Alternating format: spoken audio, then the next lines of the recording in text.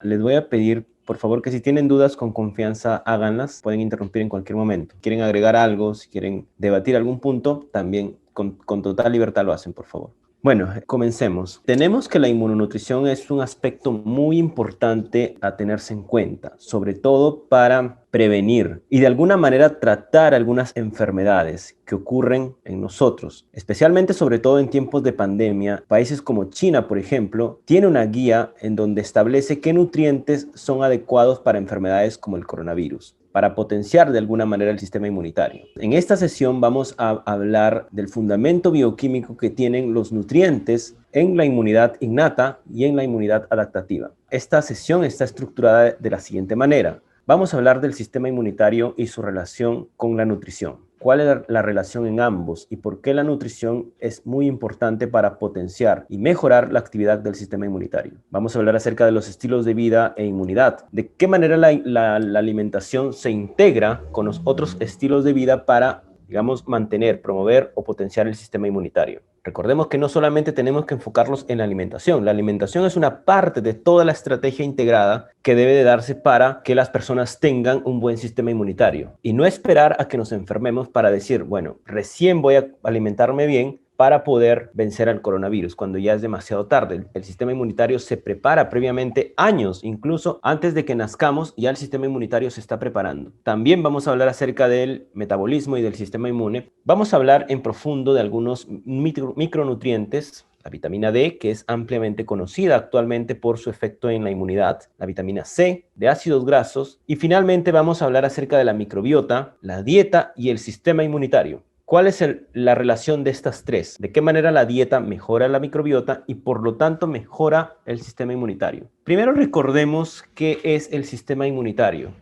El sistema inmunitario es el conjunto de estructuras y mecanismos biológicos dentro de un organismo que van a mantener la homeostasis, el equilibrio interno. ¿Y cómo es que mantienen la homeostasis? Protegiéndonos de agresiones externas. Recordemos que cuando un microorganismo entra, su objetivo, si es que es patógeno, va a ser causar alteraciones. Interrumpe el correcto funcionamiento de un determinado tejido. Y el sistema inmunitario, su rol aquí en todos los tejidos va a ser mantener la homeostasis, mantener el equilibrio. En nuestros tejidos no puede haber un desequilibrio fisiológico porque eso implica que el tejido va a concentrarse en repararse en lugar de ejercer sus actividades normales.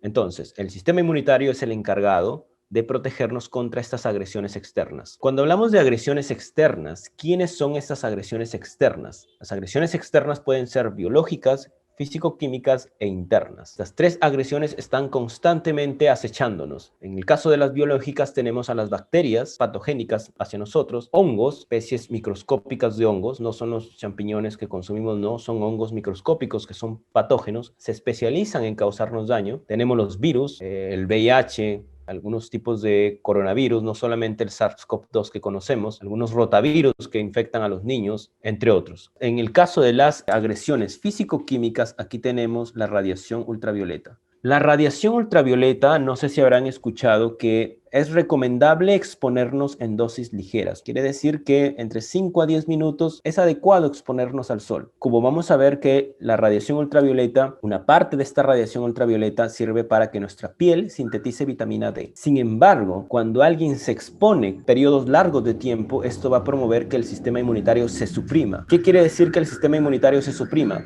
Que se apague. Entonces, allí lo que vamos a ocasionar en nuestro sistema inmunitario que evite protegernos. Ya no va a cumplir normalmente su rol que tiene de protección. Entonces, en este caso de la radiación ultravioleta debe tenerse un constante equilibrio. Por ejemplo, al exponernos en la playa, ¿qué es lo que estamos generando? Que la radiación ultravioleta genere daños directamente al ADN. Y en nuestra piel tenemos células que cuando hay daño al ADN comienzan a liberar sustancias que lo que hacen es llamar al sistema inmunitario. Es como que generan una inflamación local. Y de esta manera están alterando el equilibrio en el tejido, en este caso la piel. Y no solamente la piel, sino las vistas, entre otras estructuras. Entonces, la primera es la biológica, las agresiones biológicas, ahí están los microorganismos. La segunda, las físico-químicas, que lo que harían, en este caso la radiación ultravioleta, suprimir el sistema inmunitario. Y por último, tenemos una amenaza muy latente a lo largo del mundo, que es las células cancerígenas. Las células cancerígenas son células propias que se volvieron malignas. ¿Y cómo es que alguien vuelve malignas sus células? Lo que está ocurriendo es que las células normales adquieren mutaciones. infecciones, producto de la exposición a agentes nocivos. Ejemplos de agentes nocivos que pueden causar cáncer. ¿Alguien me puede dar algunos ejemplos? ¿Qué situaciones generan cáncer y por qué? Una mala alimentación, un excesivo consumo de grasas trans podría favorecer. Muy bien, muy bien. Las grasas trans, de hecho, promueven la inflamación. Y allí lo que mencionaba su compañera es muy importante. Una mala alimentación genera que en las personas incremente el estado inflamatorio. Específicamente se le denomina inflamación sistémica crónica de bajo grado. Es una inflamación ligera, pero debido a que es crónica y perdura en el tiempo, esto altera el correcto balance de los tejidos, el correcto funcionamiento. Esta inflamación, chicos, es, digamos, un requisito para que aparezca cáncer. Es por eso que ustedes habrán escuchado de que las personas obesas tienen un alto riesgo de cáncer. Eso es porque en los tejidos de ellos está habiendo una inflamación sistémica. Y esta inflamación lo que hace es con el tiempo a las células como que las estresa. Y si una célula está estresada, se va a convertir poco a poco en maligna.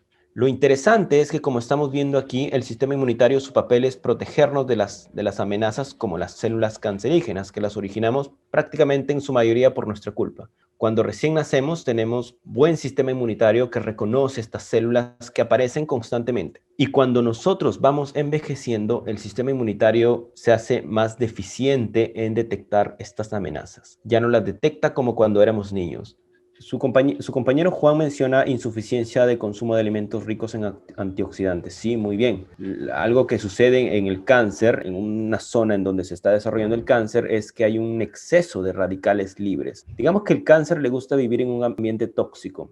Una, con mucha acidez, producto de los restos metabólicos de glucólisis, por ejemplo, opta por el efecto Warburg, en donde se liberan ácidos, por ejemplo, ácido láctico al medio extracelular. Y al cáncer le gusta eso. De hecho, es un requisito para que el cáncer continúe avanzando. Hay un cambio metabólico en el cáncer. Y ese cambio metabólico nosotros mismos lo generamos. Este cambio metabólico que ocurre es por una dieta, sobre todo occidental, que incorpora grasas trans, alto contenido de grasa saturada, poca agua diaria, poca fibra dietética, poco consumo de frutas y verduras. Entonces el cáncer aprovecha esos cambios que nosotros generamos, cambios metabólicos, para prosperar. Entonces su compañero menciona los antioxidantes. Sí, porque al haber mucho agente oxidante, muchos radicales libres en el ambiente tumoral, si hay una buena alimentación, lo que vas a hacer es contrarrestar esos radicales libres que están en el ambiente tumoral. Y también ayudas a que el sistema inmunitario se potencie con las armas químicas para que pueda detectar eficientemente el cáncer.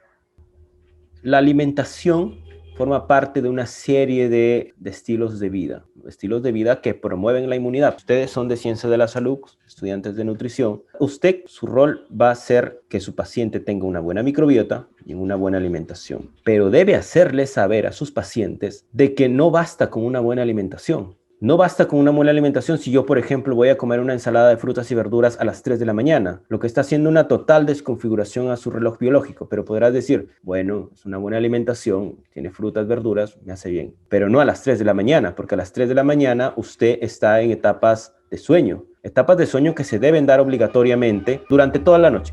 Usted tiene que designar un horario fijo para dormir. Eso es lo que tiene que usted promover en sus pacientes. No solo es alimentación, sino una serie de factores. Si usted desconfigura su reloj biológico interno, su reloj biológico que le dice a qué horas debe liberar insulina, va a ser un desbarajuste total en su metabolismo y eso va a generar problemas metabólicos posteriores. Usted a todos por igual debe de recomendar la integración de todos estos factores. Dormir entre 7 a 9 horas diarias por la noche, sin cambio de horario, sin interrupciones, sin algún tipo de consumo de drogas que alteren el ritmo fisiológico del sueño. Debe de promover la actividad física, debe de promover que se evite el estrés, evitar el uso de antibióticos, de fármacos u otras drogas, que todos ellos, si es que nosotros no dormimos bien, no realizamos actividad física, fumamos, estamos estresados, consumimos medicamentos, esto va a suprimir el sistema inmunitario. Y al suprimirlo no va a haber nadie que nos defienda. No solamente suprimir, muchachos. Cuando hablamos de una alteración del sistema inmunitario, hablamos de que también hay una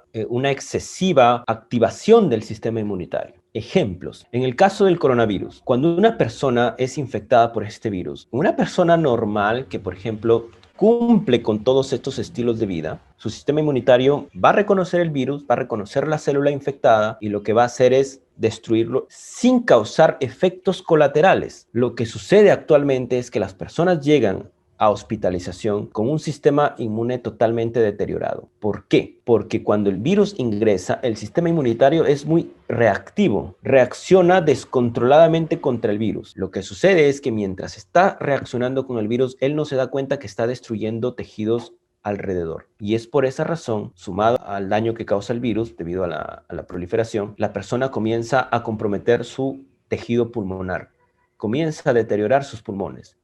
Y habrán escuchado, tiene el 40% de los pulmones deteriorados. El pulmón, si se deteriora, es difícil que se vuelva a regenerar tan fácilmente, porque allí se están formando tejido tipo fibroso, y eso es lo que causa dolor a la persona al momento de respirar. Entonces, la incorporación de todos esos factores, incluido la nutrición, es muy importante para que nosotros preparemos nuestro sistema inmunitario. Lo que debe de promover usted en sus pacientes es que se promuevan buenos estilos de vida y además que se mantengan, sean sostenibles en el tiempo. Educar a la persona que no solo se trata de que voy a comer un día y después ya no, sino que sean desde el inicio. Y usted como nutricionista lo sabe. Desde el inicio que un bebé nace, ¿qué es lo que tiene que consumir primero? ¿El calostro y la leche materna? La leche materna desde el punto de vista inmunitario y nutricional, ¿qué contiene?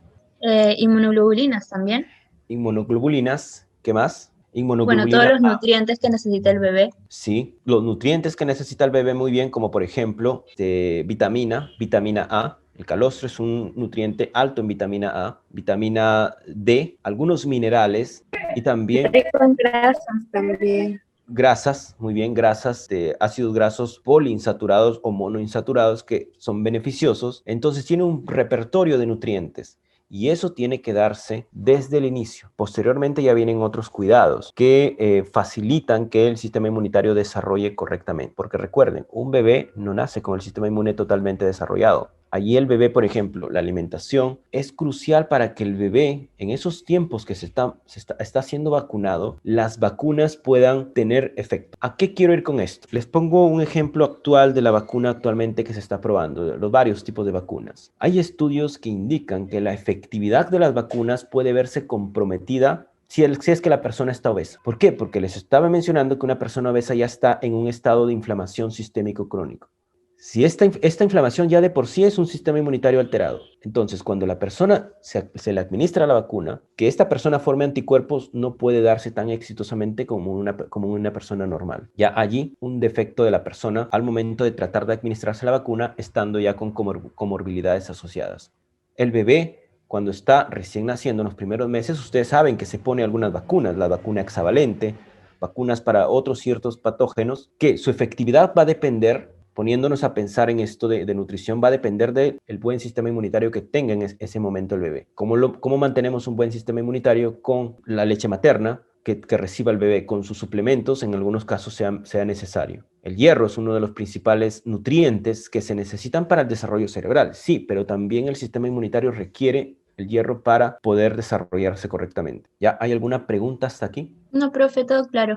Ya, muy bien. Ahora, nosotros podríamos preguntarnos por qué nuestra comida no es detectada por el sistema inmunitario. ¿Alguien sabe? ¿Por qué si hemos mencionado que el sistema inmunitario detecta amenazas externas? O sea, sabe qué cosas de nosotros y qué cosa es patógeno, qué cosa está fuera. ¿Por qué es que no genera una respuesta inmunitaria contra nuestros nutrientes? Porque Si los son... necesita. Porque dependiendo si es que hay una alergia, sí hay una respuesta inmune de ese alimento, pero hay unos que no genera respuesta. Sí, tiene por ahí algo que ver, muy bien. Hay algunos alimentos que generan una respuesta inmunitaria, pero eso es en una persona que tiene ya algún problema, una enfermedad hereditaria posiblemente. Porque puede ser que ya se adaptó, sí, por allí van, muy bien. ¿Alguien tiene alguna idea más? ¿Tiene que ver con la inmunidad innata o adquirida? Sí, ambos mecanismos participan, les comento. Su compañera menciona participa la inmunidad innata y adaptativa. Sí, la comida no es detectada por el sistema inmunitario, a pesar de que la comida, recuerden que son células, y estas células tienen proteínas. Son potencialmente detectadas por nuestro sistema inmunitario. Sin embargo, nuestro sistema inmunitario tiene un mecanismo de tolerancia. Recuerden esto bien, la comida que ingerimos y la microbiota son tolerados por el sistema inmunitario. Nosotros venimos alimentándonos desde que éramos primates, incluso antes. Tenemos las enzimas capaces de digerir estos alimentos y también el sistema inmunitario se ha adaptado desde esos tiempos para poder tolerar y no generar una respuesta inmunitaria. La microbiota, si es que es microbiota buena, el sistema inmunitario aprende a tolerarla. Cuando no es una microbiota buena, comienzan a aparecer microbios patógenos, el sistema inmunitario genera una reacción y eso es por eso que pueden causar diarreas o algunos otros efectos. Ustedes mencionaban acerca de la alergia a algunos alimentos. Ahí ocurre porque el sistema inmunitario ha adquirido algunas mutaciones que no le favorecen en cuanto a esos tipos de nutrientes, como por ejemplo el gluten. En el caso del gluten, las proteínas del gluten, porque es una amplia gama de proteínas, las proteínas del gluten que vienen en el trigo, en el arroz, en algunos cereales, el sistema inmunitario las detecta como extrañas y monta una respuesta inmunitaria. Y esos casos no solamente se dan a nivel del sistema inmunitario, también vemos el caso de la intolerancia a la lactosa, porque nuestras células no tienen la enzima denominada lactasa para poder degradar la lactosa. Es por eso que causa algunos problemas gastrointestinales, el consumir alimentos que no son tolerados por nuestro sistema inmunitario. Estas enfermedades se pueden adquirir producto de algunos desequilibrios nutricionales, que lo que generan es algunas anormalidades en el metabolismo de las células inmunes y las hacen como que más reactivas, que reaccionen ante estos alimentos. Ahí entran a tallar las alergias. Una alergia muy conocida es el asma. El asma es una enfermedad inmunitaria, respiratoria inmunitaria, lo que ocasiona aquí el cierre de los bronquios es los excrementos de los ácaros. Esto genera que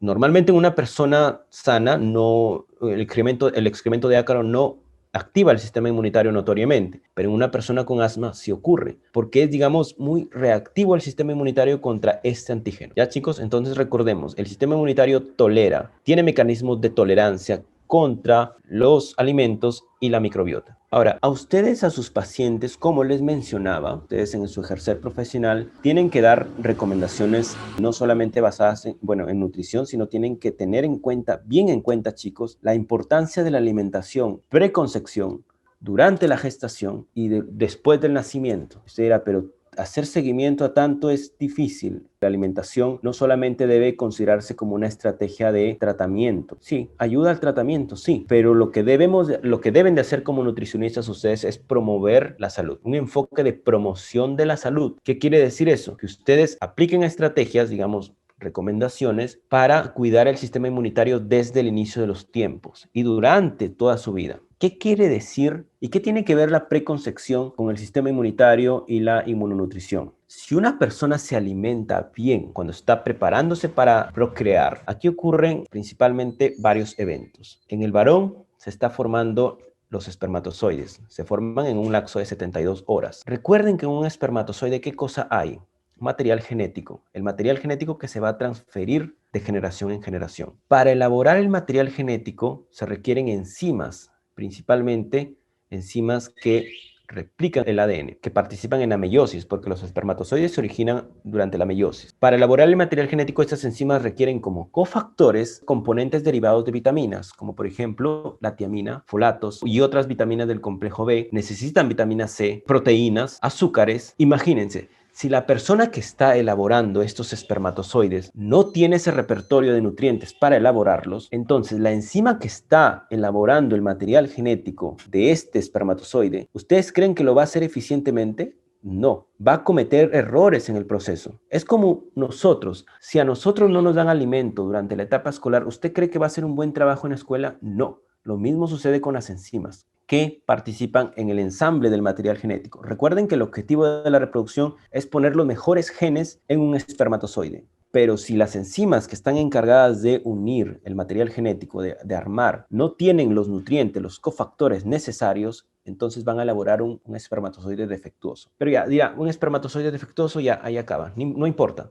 ¿Qué pasa si la enzima que estaba fabricando el material genético comete errores en genes del sistema inmunitario, en genes que van a formar, por ejemplo, citoquinas inflamatorias, en genes encargados de la formación de anticuerpos? Ese error le va a costar caro si es que ese espermatozoide logra fecundar un óvulo. ¿Por qué? Porque ese error lo va a cargar por el resto de la vida de la persona. Ejemplos, en el caso de enfermedades autoinmunitarias como diabetes tipo 1, en esclerosis amiotrófica lateral, que es la destrucción de los nervios periféricos, en el caso de enfermedades como asma, intolerancia a algunos alimentos, enfermedades como esquizofrenia incluso que se relacionan con el sistema inmunitario. Entonces se dan cuenta del impacto y la importancia que tienen ustedes en recomendar a sus pacientes, en este caso padres, futuras madres, la importancia de la alimentación para formar buenos gametos. Lo mismo ocurre en las mujeres. En las mujeres es un poco ya más complejo, pero también de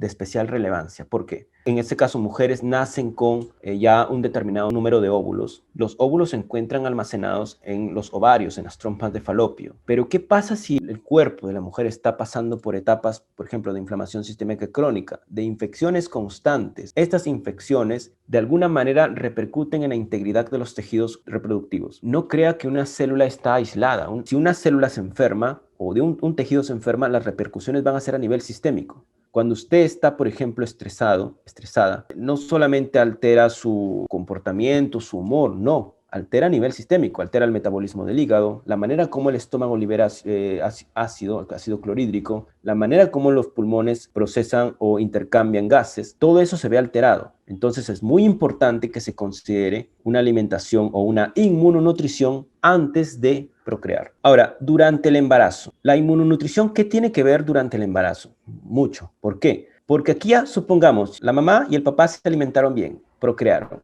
¿Ya? No todo acaba allí porque todavía viene la peor parte si es que no se alimentan bien. Si es que no se incorporan los nutrientes necesarios, el bebé puede tener defectos. Uno de los más conocidos, si la mamá no incorpora ácido fólico, el tubo neural no se va a cerrar. Espina bífida y anencefalo. Entonces, se dan cuenta los efectos a nivel neurológico notorios que nosotros podemos detectar, pero ¿qué pasa con algunos cambios? Como por ejemplo, en el comportamiento de las personas que pueden nacer ya con desórdenes psiquiátricos, como por ejemplo trastorno bipolar, depresión, esquizofrenia, que la esquizofrenia no se muestra cuando el niño nace, sino ya entre los 25 y 30 años. Aquí también ocurre algo muy importante y muy relacionado con el sistema inmunitario. Si una mamá se infecta con Toxoplasma gondii, que es un parásito de los gatos, se infecta cuando está en el embarazo, este niño incrementa el riesgo de padecer de esquizofrenia, una enfermedad mental. Entonces, allí está jugándose mucho el sistema inmunitario. También, cuando hay una infección por herpes durante el embarazo, la mamá también va a incrementar el riesgo del bebé que padezca de esquizofrenia o alguna enfermedad de ese tipo psiquiátrica. ¿Por qué?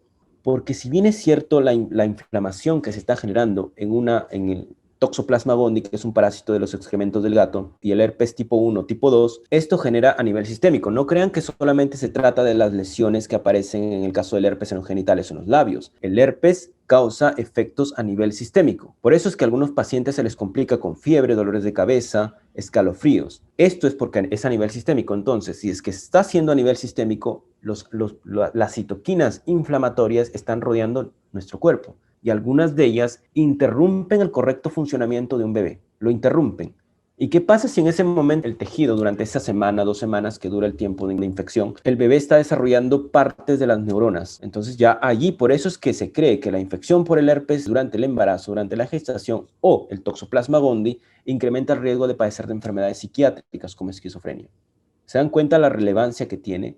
No solamente esto en caso de infecciones por virus, un ejemplo en el caso de la nutrición. Se cree que la microbiota intestinal estaría participando también en la liberación de sustancias buenas para el bebé, principalmente ácidos grasos de cadena corta, que viajan y atraviesan la placenta. Obviamente no pueden atravesar componentes grandes como macromoléculas, pero sí componentes pequeños, micronutrientes, que atraviesan la placenta. Otro caso, por ejemplo, no sé si habrán escuchado el tema de los antojos durante el embarazo. El tema de antojos de embarazo nutricionalmente ha generado algunas hipótesis, bueno, nutricionalmente y farmacológicamente. Se cree que durante el embarazo las mamás tienen antojos porque el bebé en ese momento está requiriendo de algunos nutrientes. Es una hipótesis. No es tan convincente. ¿Por qué? Porque algunas mamás tienen ganas de comer jabón. Entonces Entonces no quiere decir que el bebé va a comer jabón en ese momento. Mamás que quieren consumir chocolates, nutricionalmente el comer este tipo de alimentos altos en azúcar puede causar un desequilibrio. Nutricionalmente todavía hay algunas dudas que se necesitan resolver a través del enfoque integrador con nutricionistas, médicos, biólogos moleculares y psicólogos para comprender qué está pasando allí, por qué la mamá necesita ciertos nutrientes o ciertos alimentos durante el embarazo. Entonces, las repercusiones de los nutrientes son críticas en esta etapa nuevamente. Si algo falta, el bebé es posible que tenga anormalidades.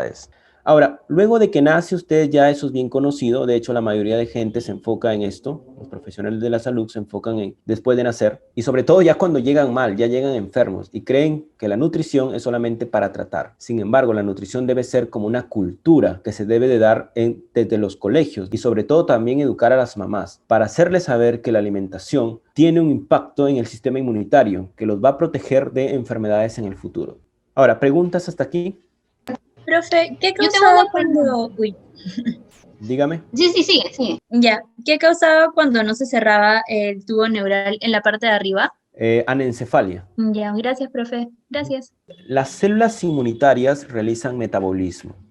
Las células del sistema inmunitario tienen un metabolismo particular, sobre todo cuando están haciendo frente a infecciones. Les comento, cuando el sistema inmunitario está batallando con un microorganismo, sus requerimientos nutricionales se incrementan. El requerimiento de carbohidrato, el requerimiento de proteína, el requerimiento de vitaminas, vitamina C y vitamina D, y el requerimiento de otros compuestos bioactivos. ¿Por qué creen que necesita estos nutrientes y por qué el requerimiento aumenta? Es bastante lógico, ¿verdad? Porque si supuestamente está concentrado en generar armamento químico, generando municiones, entonces, ¿quién debe de proveer esas municiones? Los nutrientes. Los alimentos proveen de los pilares para que las células del sistema inmune formen anticuerpos, formen proteínas antimicrobianas, formen citoquinas necesarias para hacer frente a la infección. Es por eso que el requerimiento nutricional en las células inmunitarias incrementa. Ejemplo, la vitamina C durante una infección se requiere mucho más. El zinc, el hierro, el magnesio también se requieren. ¿Pero por qué? ¿Alguien sabe qué papel estarían teniendo en el metabolismo estos micronutrientes? Son cofactores, excelente, son cofactores de enzimas. Entonces, al ser cofactores de enzimas, ayudan a que la célula inmunitaria fabrique componentes, fabrique enzimas, fabrique receptores de células, fabrique anticuerpos. Algo también importante de reconocer acá es que cuando está habiendo una infección, la vitamina C no solamente favorece a la célula inmune, sino también la vitamina C ayuda a que se forme colágeno. Y el colágeno es necesario para la matriz extracelular. ¿Por qué creen ustedes que el tejido, cuando usted se ha lesionado, regenera? Regenera por la célula inmunitaria y por el colágeno que se está volviendo a ensamblar. Si ese colágeno no se forma, entonces no va a poder regenerar el tejido fácilmente. La vitamina C lo que hace es promover la formación de colágeno, la síntesis de colágeno. ¿Claro hasta acá? ¿Alguna duda? Pregunta, curiosidad, chicos. Háganla con toda confianza. Profe, perdón, Sí. se me ocurrió una pregunta. Uh-huh. Ahora que estábamos hablando de la vitamina C, cuando empezó todo esto de la pandemia, se pusieron muy de moda las vitaminas C intravenosa, megadosis de vitamina C. No sé qué tan, bueno, nosotros siempre nos dijeron que no tendría mucho beneficio porque a fin de cuentas lo que no utilizamos lo vamos a perder, pero no sé si con un poco más de base usted me lo puede explicar. Sí, muy bien. Es cierto de que nosotros necesitamos más vitamina C durante una infección. Eso nadie lo duda. En ciencia, y sobre todo si es que queremos aplicar un tratamiento en clínica, necesita pasar por un tipo de ensayos muy rigurosos, denominados los ensayos clínicos randomizados controlados, o RCT por sus siglas en inglés. Estos ensayos distribuyen a las personas al azar. No saben quién recibió el tratamiento. Le adelanto, en pacientes críticos por la enfermedad COVID, cuando se ha probado las altas dosis de vitamina C en estos pacientes críticos, no se ha logrado una conclusión si es que realmente tiene un efecto o no. Pero lo que menciona es muy importante. Si tienes altas cantidades de vitamina C, tu sistema inmunitario va a utilizar lo necesario, lo que necesita para ese momento, porque es una vitamina hidrosoluble, se va a excretar lo que no utilizamos.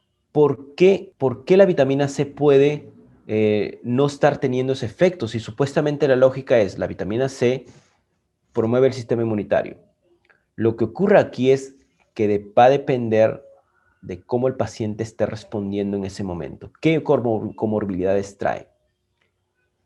La administración intravenosa es algo que salta ya lo que es la absorción intestinal. Quiere decir que digamos que llega limpiecita esta vitamina C.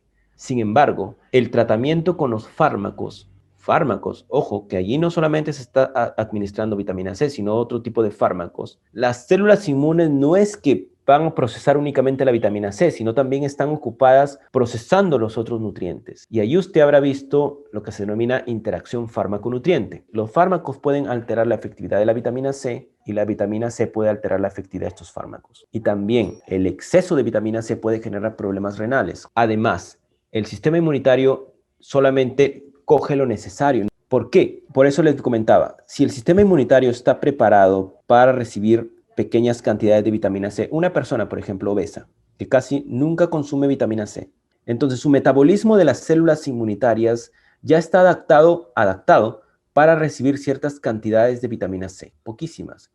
Entonces, no le vas a embutir a la célula inmunitaria cantidades enormes de vitamina C cuando sabes que no va a ser posible. Es como nosotros, lo mismo sucede en el sistema inmunitario. Si estás acostumbrado a comer poco y de la noche a la mañana dices, bueno, voy a hacer un cambio en mi vida, voy a consumir cantidad de vitamina C, entonces me como 10 frutas de golpe.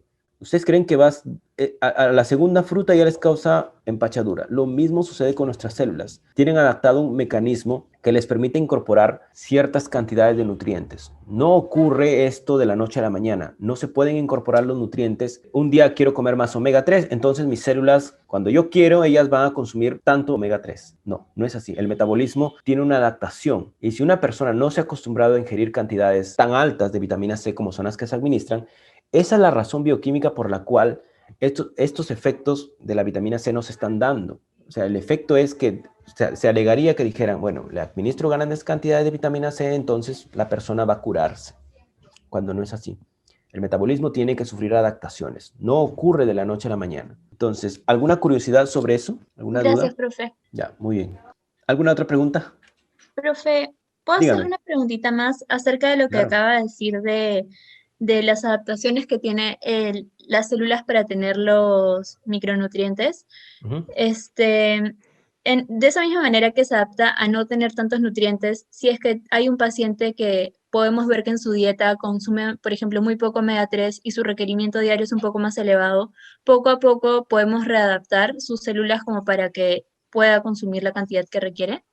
Sí, es una adaptación progresiva. El metabolismo, chicos, a ver, les comento. Hay un estudio, bueno, una serie de estudios, eso es toda una línea de investigación, denominada la crononutrición. ¿Qué dice la crononutrición? Que nosotros debemos consumir nuestros alimentos en determinadas horas. Digamos que en esa hora nosotros somos eficientes en procesarlos. Pero esto es muy, muy complejo, por eso les decía que no solamente se trata de comer o de saber que usted va a administrar una manzana porque contiene nutrientes. No, porque nuestro metabolismo es dependiente de lo que se le denomina el reloj circadiano. Es una especie de reloj molecular. Nuestros procesos metabólicos están influenciados por este reloj molecular. Y este reloj molecular depende exclusivamente de la luz solar que ingresa por nuestros ojos. Este reloj molecular o sistema circadiano detecta el día y la noche. Entonces, nuestras enzimas del metabolismo son más activas en un determinado lugar. Por ejemplo, las enzimas encargadas de regenerar nuestros tejidos son más activas durante la noche, si es que se está dando el sueño,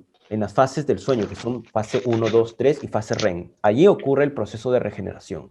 Sin embargo, las enzimas del metabolismo como insulina, este reloj molecular dice que esta insulina se tiene que formar durante determinadas horas del día. Es un reloj, chicos. Es como que nosotros tenemos una reunión a las 2, tengo que dar clase a las 6. No es que yo quiero ya, voy a dar clase a las 5 porque se me antojó.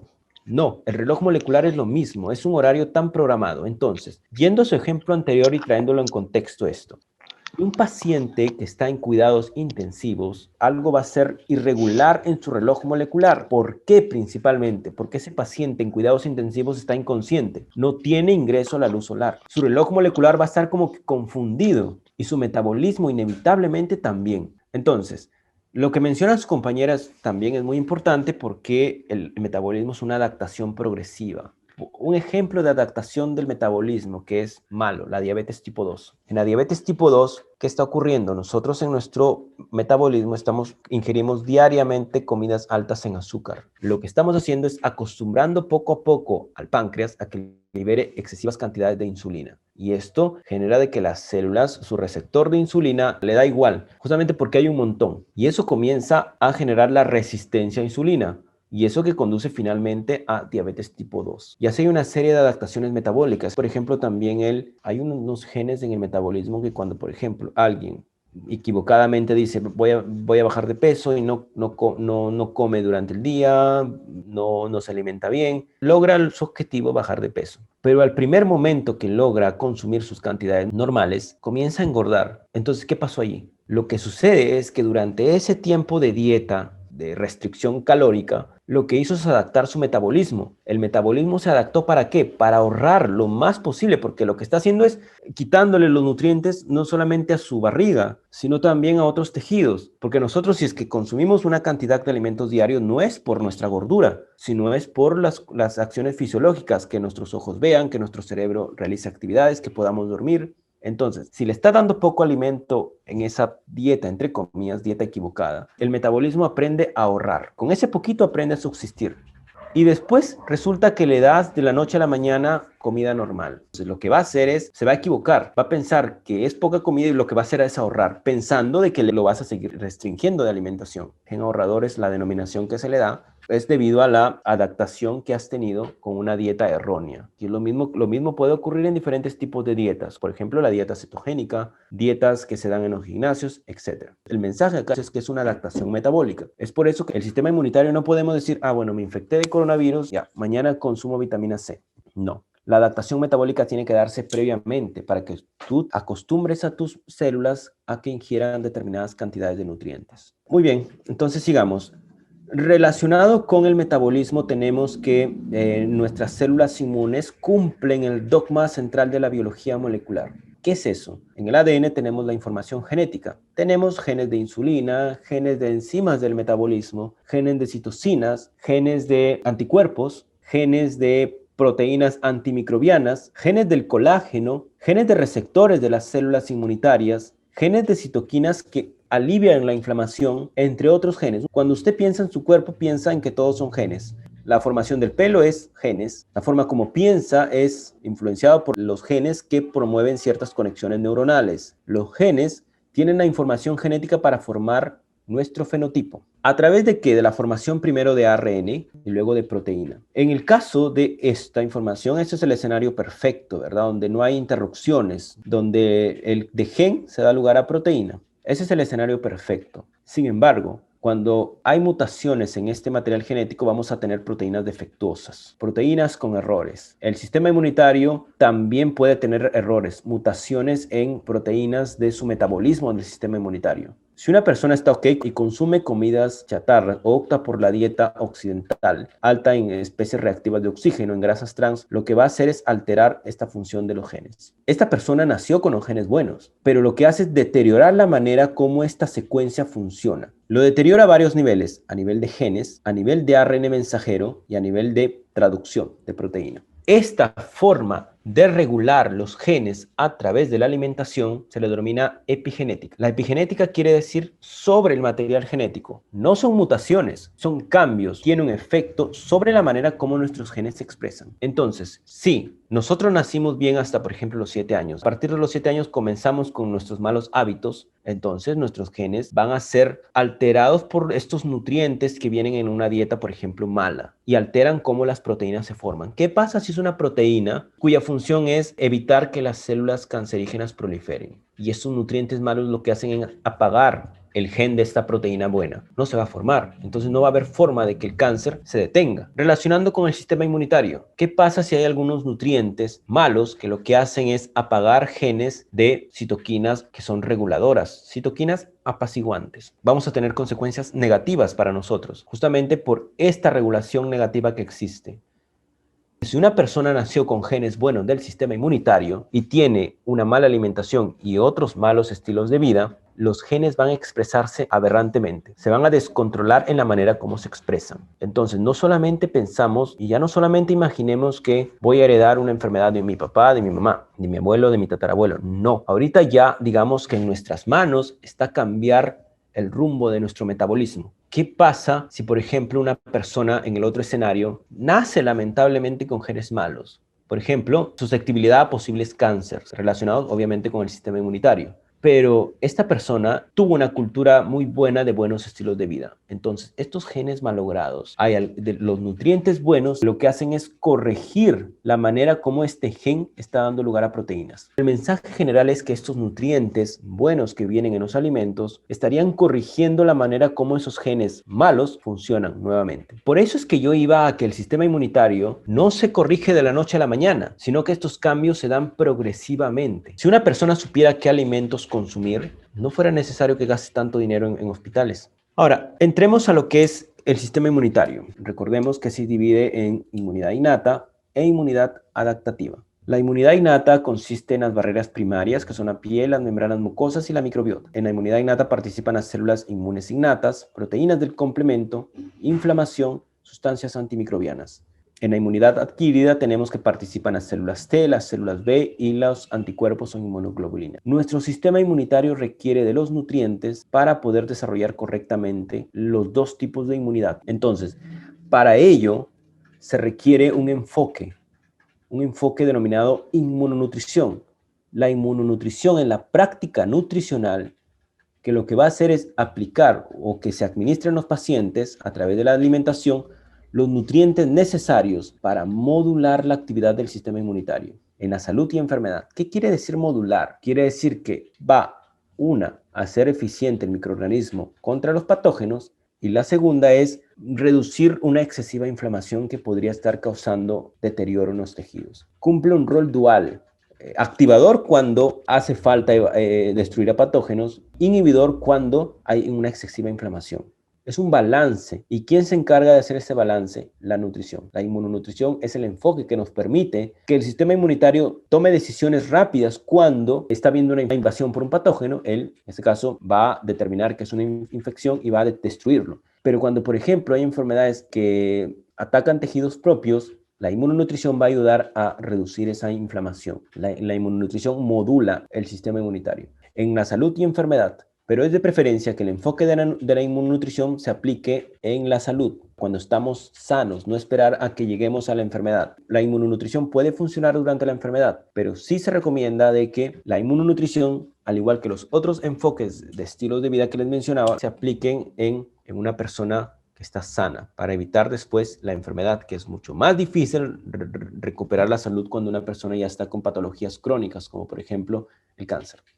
¿Qué necesita nuestro sistema inmunitario y qué es lo que la inmunonutrición nos dice? Prácticamente nos dice que debemos de consumir macronutrientes, micronutrientes y sustancias bioactivas. ¿Qué macronutrientes conoce usted? Dígame ejemplos. Bueno, se dividen en los tres grupos, ¿no? Proteínas, grasas, carbohidratos. Muy bien, proteínas, grasas. ¿Cuál es su nombre genérico? ¿Quiénes son? Lípidos, muy bien. ¿Qué macronutrientes el sistema inmunitario necesita? Proteínas. ¿Para qué? No es que una proteína que nosotros consumimos va a ingresar a nuestro estómago, va a pasar y va a irse directamente al sistema inmunitario. Recuerden que estas proteínas pasan por la digestión, y en la digestión lo que hacen es, lo que ocurre es que se obtengan aminoácidos o péptidos pequeños. Estos aminoácidos van a ser incorporados por nuestras células inmunitarias para formar proteínas. ¿Cómo es que formamos proteínas? Volvemos nuevamente al dogma de la biología. Las proteínas se forman por información genética, chicos.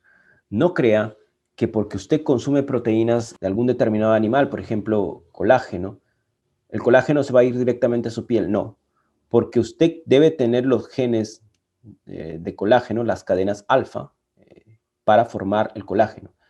¿Qué pasa si usted tiene malos estos genes o tiene errores en estos genes?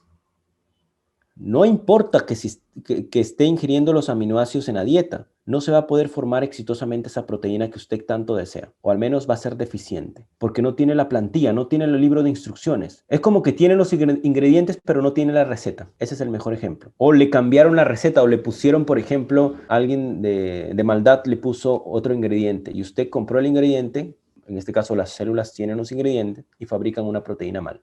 Es lo mismo. Los aminoácidos que vienen de los macronutrientes, de las proteínas que ingerimos en la alimentación, sirven para obtener aminoácidos. Y estos aminoácidos van a ser tomados por el sistema inmunitario para que elaboren ellos mismos sus enzimas, sus receptores, sus péptidos antimicrobianos, entre otros componentes. Habíamos hablado de que durante una infección los requerimientos nutricionales se incrementan. Sí, los macronutrientes también incrementan el requerimiento nutricional. En este caso, a un nutricionista clínico le compete diseñar esta proporción de macronutrientes. Recuerden que en base a una evaluación previa de varios tipos de parámetros bioquímicos y antropométricos. Ahora, los micronutrientes, ya les daba un adelanto, que los micronutrientes son componentes que se necesitan en escalas minúsculas, traza. Entre los micronutrientes tenemos a quienes, ¿alguien me podría dar ejemplos? Vitaminas y minerales. Muy bien, las vitaminas y minerales. Las vitaminas y minerales son micronutrientes que se necesitan para que el sistema inmunitario pueda trabajar eficazmente. Inicialmente en los libros podrá encontrar macro y micronutrientes. Sin embargo, también están las sustancias bioactivas, como por ejemplo los polifenoles. Ahora acá tenemos de que los nutrientes se relacionan con nuestros patrones nutricionales. Por ejemplo, tenemos acá los carbohidratos, las grasas saturadas y grasas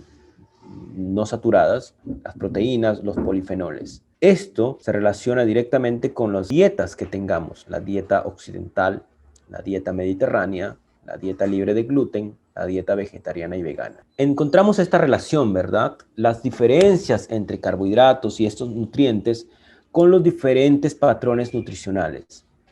Esto también se relaciona con la microbiota. Va a tener una repercusión en los microbios que tenemos. La microbiota, ¿qué es lo que aporta a nuestro sistema inmunitario? Antígenos. La microbiota entrena a nuestro sistema inmunitario. La microbiota provee de lipopolisacáridos, que son componentes de la pared celular de las bacterias, y también de alguna manera entrenan al sistema inmunitario. Entrenan y en algunos casos promueven inflamación. Tenemos los SCFA. Estos ácidos grasos de cadena corta también tienen un efecto en la integridad del epitelio intestinal y también en la salud del sistema inmunitario. Entonces, al considerar estos componentes, nutrientes, regímenes nutricionales que influyen en la microbiota, vamos a tener efectos en la inmunidad. Por ejemplo, en la maduración y desarrollo de tanto la inmunidad innata y en la inmunidad adaptativa. Entonces, queda a su criterio, a su evaluación, determinar qué efectos puede tener una dieta occidental. En la literatura científica encuentra básicamente que son negativos, perjudiciales. La dieta mediterránea es la más adecuada en estos casos porque incluye una diversidad de nutrientes, incluso cantidades bajas de alcohol, vino. No, obviamente no se va a emborrachar diariamente porque la dieta mediterránea incluye alcohol, pero sí es una dieta más diversa, más variada. Tenemos también que estos patrones nutricionales, independientemente de quién sean, tienen un efecto en mantener la tolerancia inmune. Una dieta occidental lo que podría generar es un efecto deteriorante de la tolerancia al sistema inmune. Y eso es lo que puede conducir a algunas alergias hacia algunos alimentos. Tenemos que estos patrones nutricionales tienen un efecto en la integridad de la barrera intestinal. La barrera intestinal puede verse comprometida dependiendo del patrón nutricional. También estos regímenes nutricionales alteran la secreción de péptidos antimicrobianos. Entonces, estimados, ¿tienen alguna pregunta hasta aquí? Vamos a responder a la pregunta de Diandra Mendoza. Una pregunta, ¿la microbiota puede ser hereditaria? ¿Podemos heredar la microbiota de nuestro árbol genealógico? Lo he escuchado en una ponencia y quisiera saber si es verdad lo dicho. El término hereditario quiere decir transmisión de genes. Entonces, desde ya, la definición de que la microbiota es hereditaria es como incorrecto. Pero tomándole sentido, oyendo a lo que quiere decir ese mensaje, podría ser lo siguiente. Podría estarse refiriendo a que nosotros adquirimos la microbiota de nuestros padres. Eso sí es correcto. ¿De qué forma? Una forma de adquirir la microbiota de nuestra madre, principalmente, es mediante el nacimiento, por parto natural. Por parto natural nos exponemos a los microbios de la madre y esos microbios entrenan al sistema inmunitario, colonizan nuestro cuerpo y nuestros intestinos y quizás estos microbios estén por el resto de nuestras vidas. Cuando nacemos por cesárea nos exponemos a microbios de la piel, que estos tienen un efecto deteriorante. Cuando nacemos por parto natural, se ha asociado que las personas que nacen con parto natural tienen menos riesgo de alergia y los que nacen por parto cesárea tienen más enfermedades alérgicas. Esa es una manera de heredar, entre comillas, heredar los microbios de la madre. Hay otros estudios que indican que la microbiota la podríamos estar adquiriendo incluso durante la gestación. ¿Y esto en qué evidencia científica se basa? En que hay microbios dentro de la placenta. Entonces, ¿qué hacen los microbios en la placenta? ¿Qué tienen que ver ahí ellos? Se sospecha que estos microbios podrían estar haciendo dos cosas: yéndose al bebé y colonizar el intestino del bebé, o también estar liberando componentes que tienen un efecto sistémico en la salud del bebé. Entonces, esto de la placenta es mucho más cuidadoso porque recién los estudios están analizando las placentas y están asegurándose si es que efectivamente hay microbios. De hecho, podría ser cierto porque incluso se han encontrado microplásticos en la placenta, chicos. ¿Qué hace un microplástico en la placenta? Ya de por sí está deteriorando completamente el metabolismo del bebé. Pero yendo a la respuesta, y le respondo concretamente, el término hereditario no es correcto. Lo que cambiaría es adquiriendo microbios de la madre y tomándolos como nuestros. ¿Y por qué dice de árbol genealógico? Si una señora dio un origen a un bebé, mujer, esta bebé mujer adquiere microbios de esta señora. Esta bebé se hace adulta, tiene sus hijos y nacen por parto natural. Entonces, esos mismos microbios que heredó de su mamá los transfiere a su hija. Entonces, es una manera secuencial de transferir la microbiota. Su compañera, escuchen lo que ha mencionado. Tal vez sería que podemos heredar genes que haga que el sistema inmunitario tolere algunos microorganismos en nuestro intestino, haciendo tal vez que el porcentaje de algunos microorganismos en el intestino sea similar entre familias. Sí, es científicamente correcto. ¿Por qué? Porque el sistema inmunitario y específicamente la tolerancia del sistema inmunitario contra microorganismos depende de los genes que tenga el sistema inmune. ¿Por qué, por ejemplo, algunas personas huelen mal? ¿Por qué algunas personas tienen aliento malo? Justamente porque tienen bacterias que no son eliminadas por el sistema inmunitario. Hay una especie de tolerancia a esas bacterias malas del sistema inmunitario. En lugar de botarlas, las deja allí. Hay algunas personas que tienen familias de microorganismos similares, grupos de microorganismos que son iguales. El tema de microbiota aún es complicado de saber a ciencia cierta qué ocurre, porque son diferentes microbios y genéticamente todos tenemos cierta variabilidad. Ahora, muchachos, tomemos en cuenta el ejemplo de la dieta mediterránea. Esta dieta mediterránea tiene algunos alimentos como ejemplo. Tenemos el aceite extra puro de oliva. Este aceite extra puro de oliva tiene polifenoles y tiene monounsaturated fatty acids, que significa ácidos grasos monoinsaturados. Estos ácidos grasos monoinsaturados promueven la expresión génica, modulan la expresión génica. Los polifenoles tienen actividad antioxidante, que es lo que usted mayormente conoce. Otros alimentos que son parte de la dieta mediterránea son las frutas y vegetales. Estas frutas y vegetales tienen fibra. ¿Qué eran estos SCFA? Ácidos grasos de cadena corta, por sus siglas en inglés. Esta fibra dietética promueve la formación de propionato, acetato y butirato. El propionato, el acetato y el butirato son ácidos grasos de cadena corta que se forman a partir de la degradación de la fibra dietética por parte de las bacterias de la microbiota. Tenemos que estos componentes tienen actividad antioxidante, reducen la inflamación por medio de la liberación de citoquinas antiinflamatorias. Ellas modulan las células inmunitarias y también tenemos un efecto del pescado que tiene los polyunsaturated fatty acids, que son ácidos grasos poliinsaturados. Estos ácidos grasos poliinsaturados, como por ejemplo omega 3, modula la actividad de las células inmunes, apaga la inflamación por medio de la reducción de citoquinas proinflamatorias y también aumenta la liberación de citoquinas antiinflamatorias. Digamos que modulan el sistema inmunitario en múltiples aspectos. Profe, una preguntita. Ahí que están hablando del omega 3. Hace un tiempito creo que había como un debate de si el omega 3 era antiinflamatorio y el omega 6 proinflamatorio, pero que realmente la relación no era muy significativa, me parece que lo leí.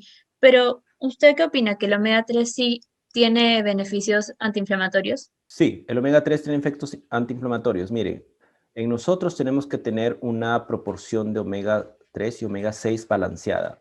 Ambos se necesitan. El omega 6 tenemos sustancias que, por ejemplo, el ácido araquidónico, que son sustancias que son precursores para componentes de la inflamación. Necesitamos porque nuestro cuerpo tiene que estar preparado, dotado de estos componentes que promueven inflamación en el caso un patógeno nos infecte. Sin embargo, la cantidad de omega 6 no debe exceder, porque si excede demasiado, lo que va a hacer es generar estas sustancias inflamatorias y causar que nuestro cuerpo esté en un estado de inflamación sistémica crónica, como es en el caso de obesidad. Este incremento de omega 6 se da por el consumo de grasas de frituras, y esto también promueve la inflamación. El omega 3 es un grupo de ácidos grasos poliinsaturados, porque recuerden que omega 3 se llama porque la primera insaturación está en la posición 3 respecto al carbono omega, del último carbono. Y aquí como ejemplos de omega 3 tenemos el DHA y el EPA, que son omegas que se recomiendan, incluso algunas leches promocionan sus productos que tienen altas cantidades de EPA y DHA. Es ampliamente reconocido que los omegas 3 tienen un efecto no solo en el sistema inmunitario, sino también en el desarrollo del cerebro. Pero de que sean buenos, son buenos. Lo que sí tiene que tener en cuenta es el balance respecto a los omega 6. Sí, muchas gracias por su pregunta, estimado. Ahora, tenemos que la nutrición es muy importante, sobre todo cuando hablamos de la inmunidad innata y la inmunidad adaptativa. La inmunidad innata, como ustedes saben, es muy breve y es la primera que va a dar la cara cuando un patógeno nos infecta. La inmunidad adaptativa, que consiste principalmente en la formación de anticuerpos o de inmunoglobulinas, demora en formarse, es más lenta. Nosotros dependemos, al momento que nos estamos infectando, principalmente dependemos de la inmunidad innata. La inmunidad adaptativa es muy importante, chicos, cuando estamos enfrentando un virus, por ejemplo el coronavirus, porque aquí, si nos curamos de la infección, se van a generar los anticuerpos. Es por eso que la inmunidad innata demora, o sea, generar anticuerpos no es fácil. Es todo un proceso que toma su tiempo. Esta inmunidad innata puede verse comprometida por la obesidad. Una persona obesa puede reducir la velocidad y la calidad de anticuerpos que se generen para un determinado patógeno. Si te están vacunando para COVID-19, pueden haber algunas deficiencias al formar anticuerpos producto de este estado inflamatorio sistémico que está presente en la obesidad. Tengamos en cuenta las repercusiones que tiene la alimentación. Y si se descuida, conduce a obesidad y eso reduce la calidad de nuestro sistema inmunitario innato y de nuestro sistema inmunitario adaptativo.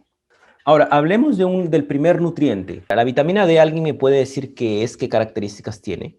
Muy bien, es una vitamina liposoluble. ¿Qué más? ¿Qué efectos tiene en la salud? No solamente necesariamente en el sistema inmunitario. Sumaya Limache dice que requiere el sol para activarse. Sí, es una fuente. Les voy a explicar cuál es la otra. ¿Qué otro efecto tiene la vitamina D? Es bien conocida por sus efectos en la salud ósea. Muy bien. Vania González Kraft menciona que sella el calcio de los huesos. Participa más que eso en la movilización del calcio, en la reabsorción del calcio, entre otros procesos metabólicos del calcio. Ayuda, digamos, a la incorporación exitosa del calcio. Ahora, su deficiencia produce raquitismo. Muy bien. El raquitismo es una enfermedad de los huesos que se debe justamente a la deficiencia de vitamina D.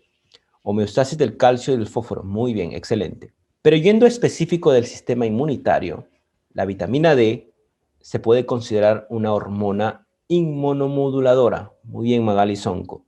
Es una hormona inmunomoduladora. Al ser una hormona, quiere decir que tiene efectos sistémicos.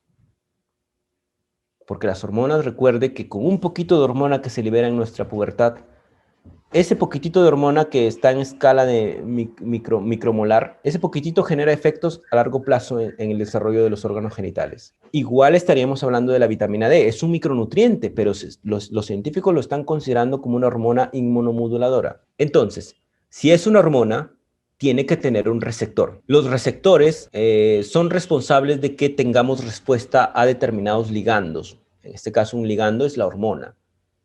Este receptor está ubicado en algunas células. Entonces, si decimos que tiene un efecto en las células inmunitarias, quiere decir que las células inmunitarias tienen el receptor. Cuando la hormona es liberada en sangre, interacciona con el receptor. Pero ustedes no piensen que es tan simple que solamente interacciona con el receptor y ya acabó todo. Dentro de esta célula inmunitaria se generan una serie de cascadas metabólicas, bioquímicas, que activan en el ADN, en el material genético, que algunos genes se activen o que algunos genes se apaguen.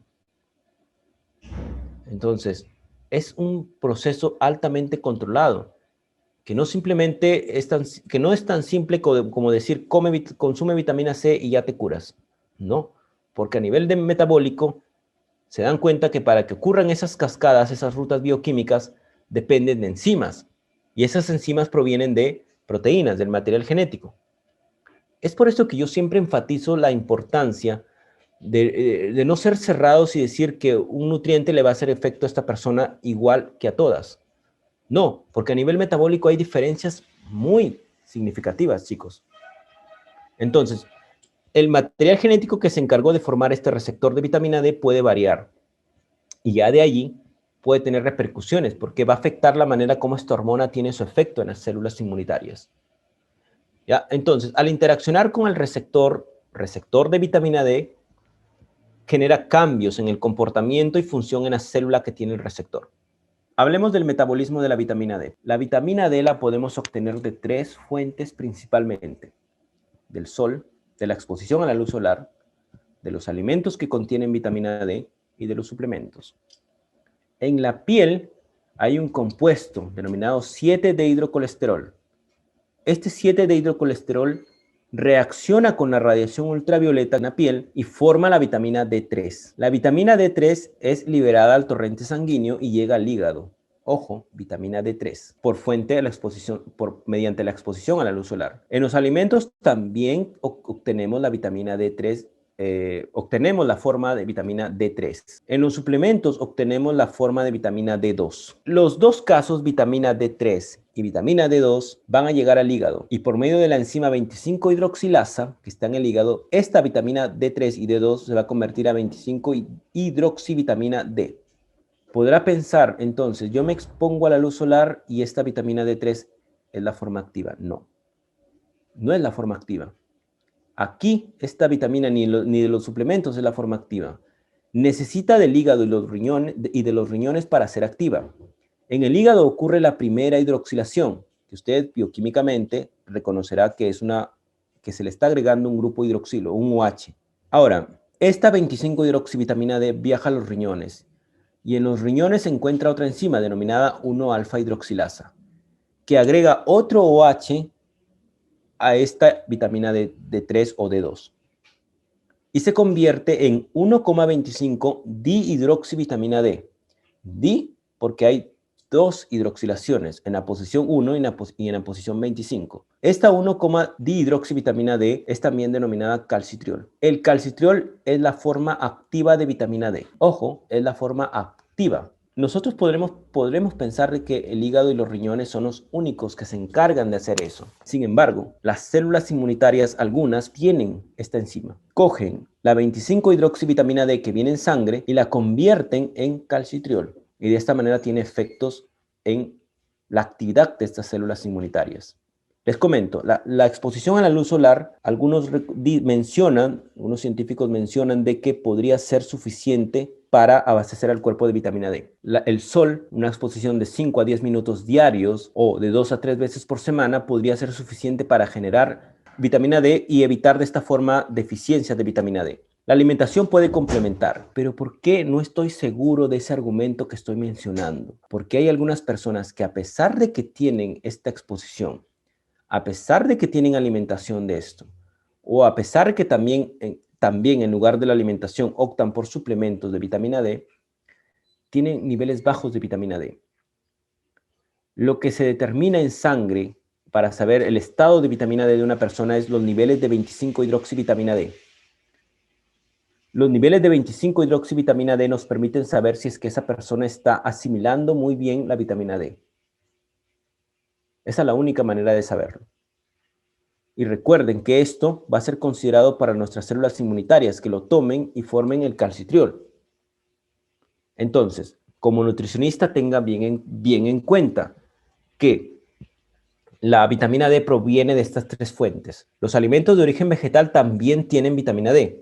Algunos hongos también sintetizan vitamina D, ¿ya? Pero tengamos en cuenta estas 3 principales fuentes. Ahora, la vitamina D entra, recuerden, a nuestras células y en el núcleo encuentra un receptor denominado receptor de vitamina D. Este receptor de vitamina D genera una cascada interna que activa o promueve la expresión de ciertos genes o también inhibe la expresión de ciertos genes. Recuerden que el efecto se da porque el calcitriol es la forma activa de vitamina D. Ahora tenemos acá las células inmunitarias toman la vitamina D, pero ¿esto es por qué? Porque contienen enzimas del metabolismo de la vitamina D. Pueden tener principalmente la 1-alfa hidroxilasa. ¿Para qué? Para tomar la 25-hidroxivitamina D de la sangre y utilizarla para su beneficio. Entonces, ¿qué puede estar ocurriendo acá? En escenarios desfavorables, por ejemplo, que una persona se administre excesivas cantidades de vitamina D y el hígado y el riñón estén formando el calcitriol, pero también las células inmunitarias estén formando por su cuenta calcitriol, y esto puede generar toxicidad y también puede generar una hiperactivación del sistema inmunitario. Entonces se recomienda bastante cuidado en las cantidades de vitamina D que se administren. ¿Y cómo usted va a saber qué cantidades de vitamina D va a administrar? Principalmente por una evaluación en sangre de 25-hidroxivitamina D. Este es un marcador bioquímico que le permite saber el estado de vitamina D y de esa forma optar por estrategias que le permitan aumentar, reducir las cantidades de vitamina D. Obviamente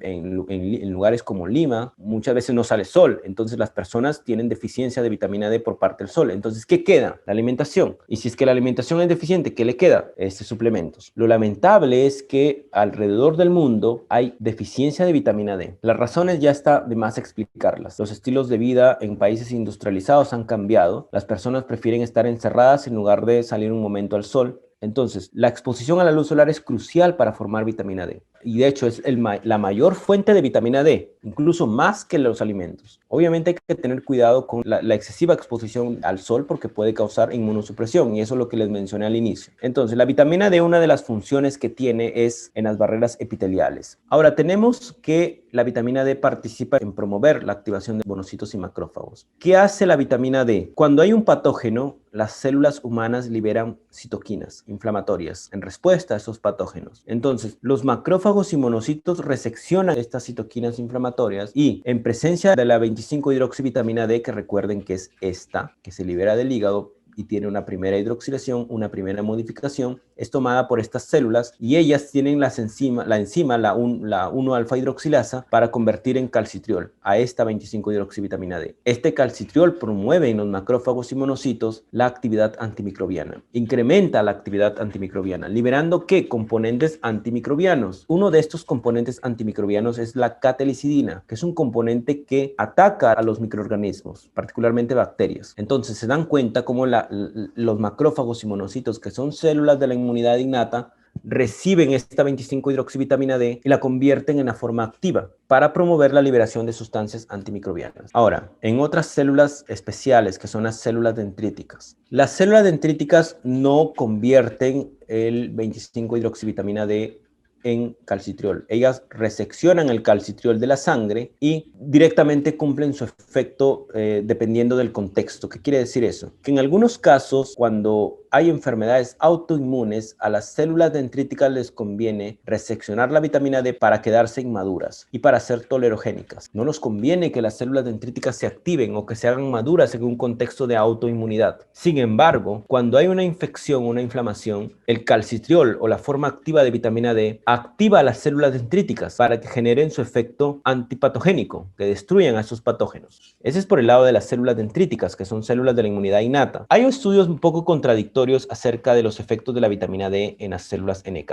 Algunos estudios indican que induce a las células asesinas naturales y otros estudios indican que las inhibe. Lo cierto es que la vitamina D tiene efectos en promover, dependiendo de contexto, el ataque a los patógenos o reducir la inflamación en el caso de enfermedades autoinmunes o en el caso de condiciones como la obesidad, que hay un estado de inflamación sistémica crónica. ¿Qué hace la vitamina D en los linfocitos T? Esta coge la 25-hidroxivitamina D, que es una forma inactiva, recuerde esto, es una forma inactiva la 25-hidroxivitamina D, y estos linfocitos convierten la 25-hidroxivitamina D a calcitriol, que es la forma activa. ¿Qué hace este calcitriol? Incrementa la proliferación de estas células T, pero estos linfocitos T son linfocitos T reguladores. No son linfocitos T citotóxicos. Los linfocitos T citotóxicos son efectores, quiere decir que ellos son especialistas en destruir patógenos. Los linfocitos T reguladores nos convienen a nosotros tenerlos en enfermedades como por ejemplo la COVID-19. ¿Por qué? Porque la inflamación excesiva nos está destruyendo los tejidos. Entonces, ¿qué es lo que queremos? Que los linfocitos T reguladores lleguen como que a hacer la paz con los tejidos circundantes, apaciguan la inflamación. Es por eso que la conversión de esta forma de vitamina D inactiva, que es la 25 25-hidroxivitamina D, al generar calcitriol incrementa la proliferación de estas células que son cruciales en la modulación de la respuesta inmunitaria en contextos inflamatorios. Ahora, en otras células de la inmunidad adaptativa, que son los linfocitos B, la 25-hidroxivitamina D también es tomada por estos linfocitos y forman calcitriol. Aquí va a tener un efecto dependiendo de contexto nuevamente. Los linfocitos B, en un escenario de infección, como por ejemplo el COVID, los linfocitos B se convierten a células plasmáticas. Las células plasmáticas van a ser las responsables de generar anticuerpos. Estas células plasmáticas se dividen constantemente en un contexto de infección. Sin embargo, en otro escenario, como por ejemplo en las enfermedades autoinmunes, no nos conviene que se sigan generando anticuerpos contra nuestras propias células. ¿Qué hace la vitamina D en estas enfermedades autoinmunes? Evita que los linfocitos T se diferencien a células plasmáticas y de esta manera impide, en cierta medida, la formación de anticuerpos o autoanticuerpos, que son los causantes de la destrucción de los tejidos, como por ejemplo en la artritis reumatoide, que se comienza a destruir el cartílago y causa dolor, incluso causa anormalidades en los huesos, porque el hueso comienza a adquirir un fenotipo de hipertrofia. Tengamos en cuenta ese efecto dependiente de contexto. Ahora, tenemos acá lo que les había mencionado, que una manera de saber los niveles de vitamina D en sangre en la persona es conocer los niveles de 25-hidroxivitamina D. Y esto se determina en el suero sanguíneo. Entonces, sería interesante que ustedes, al determinar sus regímenes nutricionales, tengan en cuenta estos valores. Algunas enfermedades, deficiencias de vitamina D como el raquitismo, dolores musculares, dolores en los huesos, problemas autoinmunitarios, se pueden estar debiendo justamente a deficiencias de esta vitamina. Y una manera de saber cuánto de vitamina D le falta a esa persona es conociendo cuánto está asimilando. Ese es un valor muy importante a considerar. ¿Cuánto de vitamina D vitamina D es adecuado? Niveles mayores a 30 nanogramos por mililitro son suficientes. Niveles entre 10 a 30 nanogramos por mililitro de 25-hidroxivitamina D son inadecuados, son muy bajos. Y niveles menores a 10 nanogramos por mililitro nos indican deficiencia. Entonces, cuando usted tenga los datos de un paciente, estos valores de 25-hidroxivitamina D van a ser cruciales para que pueda determinar deficiencias de esta vitamina. Ahora, pasemos a hablar de otra vitamina muy importante, que es la vitamina C. Esta vitamina C es hidrosoluble. Nosotros no podemos formar la vitamina C. En el pasado podíamos, pero perdimos lamentablemente la enzima. Esta enzima se llamaba gluconolactona oxidasa. Hay algunos animales que pueden aún formar la vitamina C, pero nosotros no. Perdimos la actividad de esa enzima. Nosotros necesitamos diariamente entre 100 a 200 miligramos de vitamina C. Las deficiencias de la vitamina C, como es bien conocido por parte de ustedes, causan estas enfermedades como por ejemplo el escorbuto, en donde las encías se ven alteradas. Justamente la relación que tiene con el colágeno. El colágeno mantiene la integridad de las encías, porque el colágeno es parte de la matriz extracelular, y la vitamina C es cofactor para las enzimas que fabrican el colágeno. La vitamina C cumple un rol muy importante en la inmunidad, es por eso que las personas que tienen deficiencia de vitamina C son más susceptibles a infecciones virales, como por ejemplo infecciones como gripe. Las deficiencias por vitamina C suelen ser reversibles, quiere decir que al volver a administrar cantidades adecuadas de vitamina C, la enfermedad puede pasar. Pero obviamente no exagerar porque los cambios a nivel metabólico pueden ser graves conforme avanza más el tiempo de duración de estas deficiencias. Entonces, la vitamina C tiene múltiples beneficios: antioxidantes, síntesis de colágeno, cicatrización de herida, absorción de hierro, síntesis de carnitina, reacciones redox, metabolismo del colesterol, metabolismo de aminoácidos, y principalmente por objetivo de esta clase vamos a hablar de la actividad inmunomoduladora. Tenemos el efecto primero en los neutrófilos. En los neutrófilos, ¿qué hace la vitamina C? Incrementa la fagocitosis, incrementa la quimiotaxis, obviamente una fagocitosis limitada en esos neutrófilos, la capacidad antimicrobiana. Ahora, en experimentos que se han hecho en laboratorio, cuando se han incubado células NK con vitamina C, se ha mostrado que estas células NK proliferan mejor y tienen una mejor capacidad antimicrobiana. Estos efectos han sido probados en laboratorios. La vitamina C también tiene un efecto en la inmunidad adaptativa. ¿De qué forma? Por ejemplo, han hecho un estudio en estudiantes universitarios donde se administraba 1 gramo por día de vitamina C durante 75 días. Se vio que sus linfocitos B generaban niveles adecuados de inmunoglobulina A e inmunoglobulina M. Esto es de esperarse, porque para fabricar estos anticuerpos se requieren un sinnúmero de enzimas.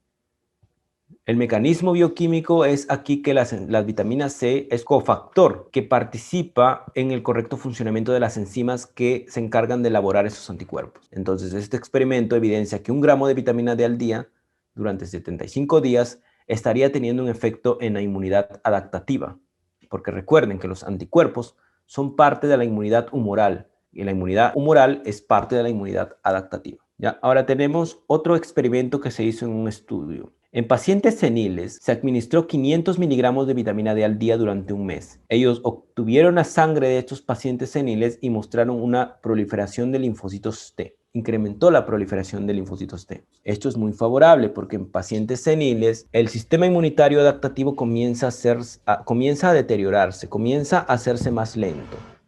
Entonces la vitamina C promueve la proliferación de estas células tan importantes en la inmunidad adaptativa. Ahora, integrando el papel que tiene la vitamina C, que ustedes como nutricionistas saben en qué alimentos vienen, el kiwi, el limón, la naranja, el camu camu, que es un alimento con altas cantidades de vitamina C. Esta vitamina C va a activar a células inmunitarias que participan en el ataque a las células cancerígenas, en la inmunidad frente a virus, en la destrucción de bacterias, hongos, protozoarios, amenazas en general. Entonces, la vitamina C es un componente crucial para que las células inmunitarias fabriquen el armamento químico que va a ser necesario para destruir estos patógenos. Por otro lado, tenemos acá, en el contexto actual de pandemia, que la vitamina C ayuda en hacer frente al coronavirus. ¿De qué forma? Tenemos acá que la vitamina C participa antes de la infección, durante la infección y luego de la infección. ¿Por qué? La vitamina C antes de la infección estaría participando en entrenar al sistema inmunitario, en dotarlo del armamento químico necesario para que haga frente a los patógenos. Es como que lo prepara. Durante la infección, la vitamina C lo que hace es mantener que las respuestas inmunitarias estén controladas, sean balanceadas, ni excesiva inflamación ni muy baja inflamación, que sea la adecuada para destruir a ese número determinado de células infectadas. Luego de la infección, ¿qué rol tiene la vitamina C luego de la infección? Aquí favorece la formación de anticuerpos y también debido a que el tejido ha sido lesionado, la vitamina C contribuye a que el tejido se regenere. Promueve la regeneración. Esto es mediante la activación de células madre residentes en determinados tejidos, como por ejemplo en los del tejido pulmonar, en los del tejido intestinal y en algunos otros tejidos que también son afectados por el coronavirus, como por ejemplo las secuelas que pueden ocurrir en el cerebro, que también es un tejido afectado por este virus. La vitamina C contra el cáncer también son efectos que se han estudiado en laboratorio, en modelos animales, y se ha evidenciado que la vitamina C potencia las células que participan en la inmunidad antitumoral. ¿Haciendo qué cosa? Reduciendo la invasión del cáncer, aumentando la apoptosis o muerte celular programada, reduciendo su proliferación y reduciendo la metástasis en las células cancerígenas. Estos experimentos todavía están en camino a ser probados si realmente en los pacientes con cáncer tienen un efecto significativo y si es que la vitamina C podría aplicarse con terapia. Estos efectos que muestro acá han sido probados en modelos animales. También se han encontrado asociaciones, pero no es que sea causal. No podemos atribuir una asociación con algo causal. Necesitan estudios más exhaustivos para llegar a la conclusión de que efectivamente la vitamina C sirve como tratamiento con el cáncer. Yo más me iría por un enfoque integrador de varias estrategias para hacer frente a enfermedades. No es que a una persona solamente le van a dar vitamina C. Eso es absurdo, ¿verdad? O sea, nada más que coma más que alimentos con vitamina C. Sino es un enfoque integrador en donde incluya una dieta muy diversa, junto con los tratamientos que tienen hasta la fecha buena base científica. Es un enfoque integrador, sinérgico, un ataque por varios ángulos de estas enfermedades. Ahora tenemos en obesidad también, recuerden que la obesidad es una inflamación sistémica crónica. Al tener inflamación sistémica crónica se están liberando moléculas inflamatorias. La vitamina C lo que estaría haciendo es apagar estos componentes inflamatorios y de esta manera evitar que haya daño en tejidos como el páncreas, el intestino, el hígado, el músculo, el cerebro, entre otros. Tenemos que los ácidos grasos regulan el sistema inmunitario de diferentes maneras. Son fuente energética. ¿Para qué? Para el sistema inmunitario. A partir de ellos se forman sustancias señalizadoras, moléculas de señalización celular, y también a partir de ellos se forman hormonas. Forman parte de las membranas celulares, influencian en los procesos inflamatorios, como por ejemplo el ácido araquidónico, que es un ácido graso, reducen el estrés oxidativo, como en el caso de los omegas 3, tienen un efecto neuroprotector y cardiovascular, o sea, protegen la salud cardiovascular y la salud cerebral mediante procesos de restauración y que evitan más que todo el efecto oxidante que tienen los radicales libres. Estos efectos neuroprotectores y cardiovasculares se deben principalmente a los omegas 3. Los ácidos grasos son utilizados por la beta-oxidación, que es un proceso bioquímico que implica la obtención de energía a partir de estos ácidos grasos. Entonces se puede obtener grandes cantidades de energía a partir de una molécula de ácido graso. Tenemos, por ejemplo, ácidos grasos poliinsaturados, omega 3 y omega 6. Estos omegas son como precursores que sirven para la síntesis de, por ejemplo, el ácido linoleico, que es un omega 6, es un precursor para la formación de ácido araquidónico. Este ácido araquidónico es un componente que sirve para formar moléculas inflamatorias. El omega 3 o alfa-linolénico forma el ácido eicosapentanoico, o también denominado EPA, que es un omega 3 bueno. El DHA y el EPA son omegas 3 beneficiosos, pero aquí podemos ver un enmarañado de reacciones químicas. Lo que sucede es que en nuestras células hay una competencia por esta enzima. Esta enzima es como que tiene que dobletear en el trabajo, tiene que participar tanto en convertir estos precursores de omega 6 a el ácido araquidónico y también formar el EPA y el DHA a partir de un omega 3.